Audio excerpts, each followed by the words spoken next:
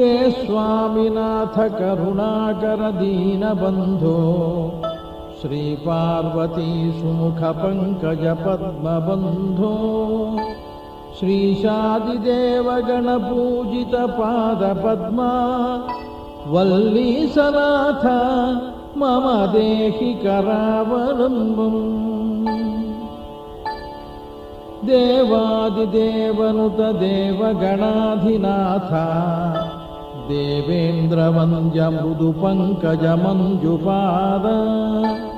देवर्षि नारद मुनीन्द्र सुगीत कीर्ते